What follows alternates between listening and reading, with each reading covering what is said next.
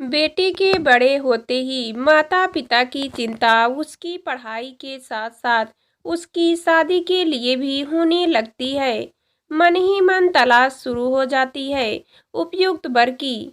दूसरी ओर बेटी की सोच भी पंख फैलाने लगती है और लड़की स्वयं तय करना शुरू कर देती है कि उसके जीवन साथी में क्या क्या गुण होने चाहिए। परवेश के परिवार की बड़ी बेटी मीता इस वर्ष एमए फाइनल और छोटी बेटी सारिका कॉलेज के द्वितीय वर्ष में पढ़ रही थी। माता पिता ने पूरे विश्वास के साथ मीता को अपना जीवन साथी चुनने की छूट दे दी थी। वे जानते थे कि सुशील लड़की है और धैर्य से जो भी करेगी ठीक ही होगा। रिश्तेदारों की निगाहें भी मीता पर थी, क्योंकि आज के समय में पढ़ी लिखी होने के साथ और भी कई गुण देखे थे।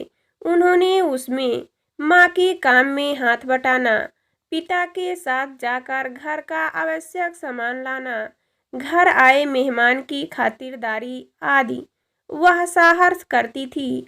उसी शहर में ब्याही छोटी बुआ का तो अक्सर घर पर आना जाना रहता था और हर बार वह भाई को बताना नहीं भूलती कि मीता के लिए वर खोजने में वह भी साथ है। मीता की फाइनल परीक्षा खत्म हुई तो जैसे सबको चैन मिला। मीता स्वयं भी बहुत थक गई थी पढ़ाई की भाग दौड़ से। अरे दिन ना तो त्योहार, आज सुबह सुबह भाई के काम पर जाने से पहले ही बहन आ गई। कमरे में भाई से भाभी धीमी आवाज में कुछ चर्चा कर रही थी। सारिका जल्दी से चाय बना। जब कमरे में देने गई तो बातचीत पर थोड़ी देर के लिए विराम लग गया। पापा समय से ऑफिस के लिए निकल गए तो चर्चा दोबारा शुरू हुई। वास्तव में बुआ अपने पड़ोस के जान पहचान के एक परिवार के लड़के के लिए मीता के रिश्ते की सोच सलाह करने आई थी। लड़का लंदन में पढ़ने के लिए गया था और वहाँ अच्छी नौकरी पर था। वह अपने माता पिता से मिलने 1 महीने के लिए भारत आया तो उन्होंने उसे शादी करने पर जोर दिया। बुआ को जैसे ही इस बात की खबर लगी, वहाँ जा लड़के के बारे में सब जानकारी ले तुरंत भाई से मिलने आ पहुंची थी। अब वह हर बात को बढ़ा चढ़ाकर मीता को बताने बैठी। बुआ यह भी जानती थी कि मीता विदेश में बसने के पक्ष में नहीं है। शाम को भाई भाभी से यह कहा कि पहले मीता एक नज़र लड़के को देख ले। वह उसे साथ ले गई।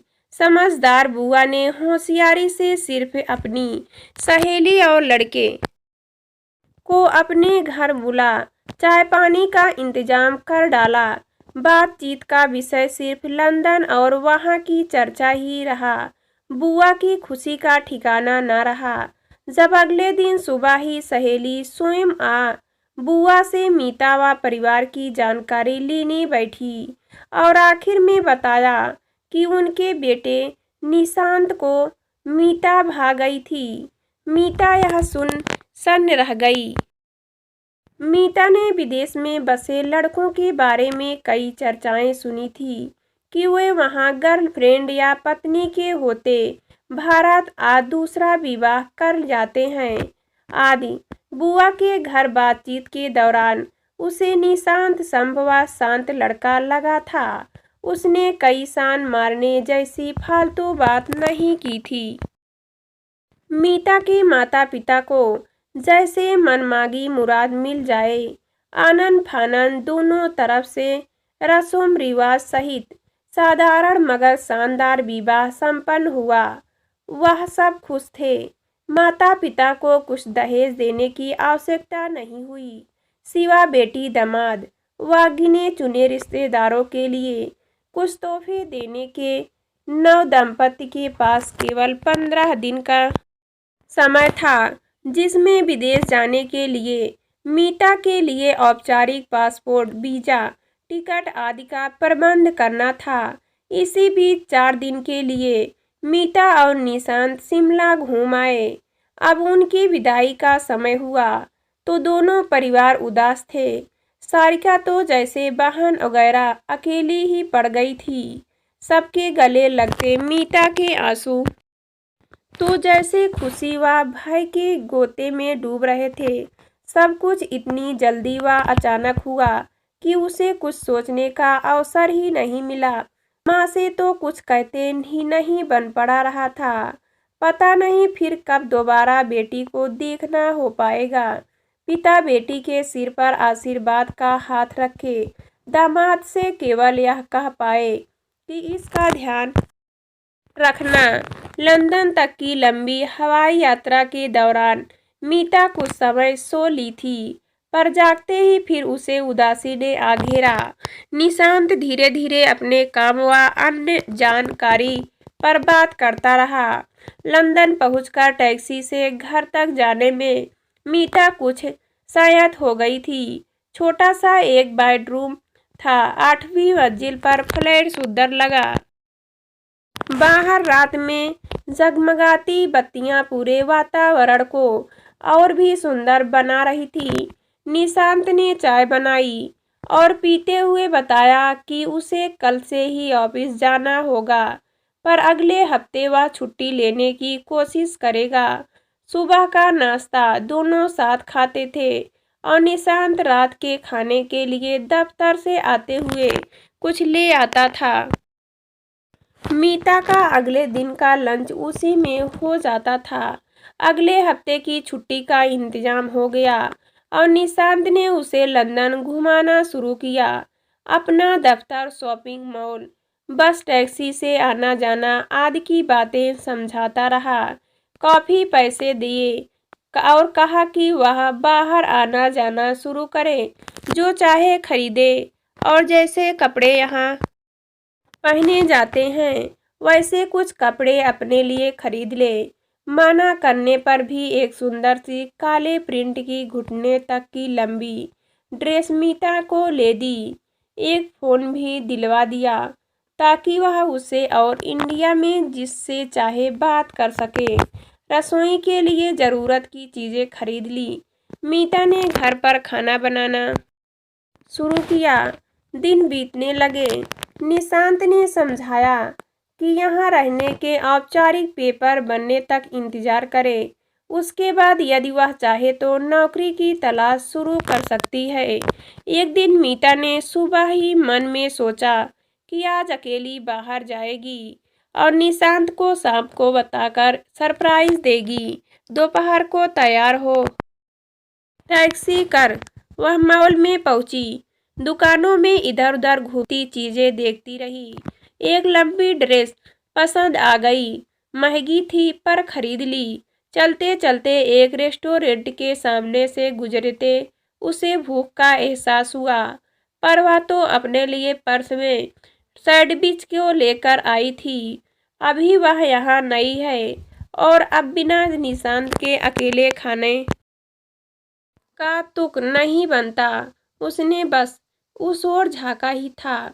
वह निशांत एक लड़की के साथ रेस्टोरेंट में, शायद नहीं, पर उस लड़की को और निशांत का दूर से हंसता चेहरा देखकर वह सन्न रह गई। दिमाग में एकदम बिजली सी कौंध। तो सही थी मेरी सोच। गर्लफ्रेंड के साथ मौज मस्ती और घर में बीबी। हताश वह टैक्सी ले घर लौटी। शाम को निशांत घर आया तो न तो उसने खरीदी हुई ड्रेस दिखाई और न ही रेस्टोरेंट की चर्चा छेड़ी। तीसरे दिन ऑफिस से लौटते वह उस लड़की को घर ले आया और मीता ने परिचय कराया। ये रमा है, मेरे दूर के रिश्ते में चाचा की बेटी। ये तो अकेली आना नहीं चाह रही थी क्योंकि इसके पति अभी भारत गए हैं और अगले हफ्ते लौट आएंगे। रेस्टोरेंट में जब मैं खाना पैक करवाने गया था तो इसी ने मुझे पहचाना वहाँ। मैंने तो इसे जब लखनऊ में देखा था तब ये हाई स्कूल में थी। मीता का दिल धड़का। तो अब घर तक बीमन से मीता ने उसे चाय नाश्ता कराया। दिन में एक बार मीता स्वयं या निशांत दफ्तर से फोन कर लेता था, पर आज ना मीता ने फोन किया और ना निशांत को फुर्सत हुई काम से। कितनी अकेली हो गई है वह यहाँ आकर, चार दीवारी में कैद। दिल भर आया उसका। तभी उसे कुछ ध्यान आया। सोम को संयत कर उसने माँ को फोन लगाया। मीता कैसी हो? निशांत कैसा है? कैसा लगा तुम्हें लंदन में जाकर? उसके कुछ बोलने से पहले माँ ने पूछना शुरू कर दिया। सब ठीक है माँ, कहा फौरन पूछा माँ। बड़ी बुआ का बेटा सोम यहाँ लंदन में रहता है, क्या आपके पास उसका फोन या पता है? नहीं, पर सोम पिछले हफ्ते से कानपुर में है। तेरे बड़े फूफा जी काफी बीमार थे, उन्हें ही देखने आया है। मैं और तेरे पापा भी उन्हें देखने परसों जा रहे हैं। सोम को निशांत का फोन नंबर दे देंगे। वापस लंदन पहुंचने पर वहीं तुम्हें फोन कर लेगा। नहीं माँ, आप मेरा फोन नंबर देना, जरा लिख लीजिए। मीता स्वयं से 2 वर्ष पहले उसकी बहन की शादी में कानपुर में मिली थी और उसके लगभग 1 वर्ष बाद बुआ ने माँ को फोन पर बताया था कि सोम ने लंदन में ही एक भारतीय लड़की से शादी कर ली है और अभी वह उसे भारत नहीं ला सकता, क्योंकि उसके लिए अभी कुछ पेपर आदि बनाने बाकी हैं। इस बात को बीते अभी हफ्ता भर ही हुआ था कि शाम को दफ्तर से लौटते पर निशांत ने मीता को बताया कि रमा का पति भारत से लौट आया है और उसने उन्हें इस इतवार को खाने पर बुलाया है। मीता ने केवल सिर हिला दिया और क्या कहती। खाना बनाना तो मीता को खूब आता था। निशांत उसके हाथ के बने खाने की हमेशा तारीफ भी करता था। इतवार के लंच की तैयारी दोनों ने मिलकर कर ली, पर मीता ने मन की फांस निकालने नहीं निकल रही थी। मीता सोच रही थी कि क्या सच्चाई है, क्या संबंध है रमा और निशांत के बीच। क्या रमा के पति को इसका पता है? क्योंकि निशांत ने मुझसे शादी। ध्यान टूटा जब दरवाजे की घंटी बजी। 2 बार बज चुकी। आगे बढ़कर निशांत ने दरवाजा खोला और गर्मजोशी से स्वागत कर रमा के पति से हाथ मिलाया। वह दूर खड़ी सब देख रही थी।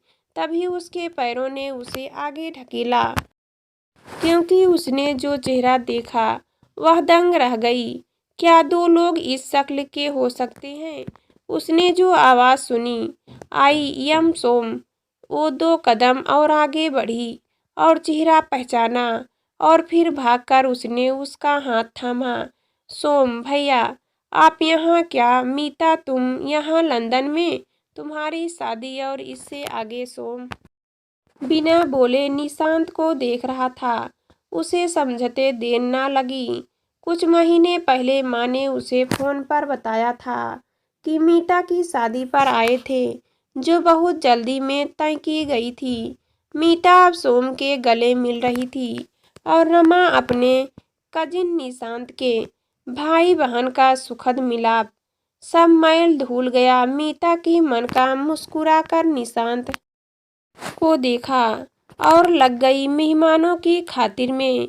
उसे लगा अब लंदन उसका सुखद घर है, जहां उसका भाई और भाभी रहते हैं और उसके पति की बहन भी, यानी उसकी ननद व नंदोई। ससुराल और मायका दोनों लंदन में।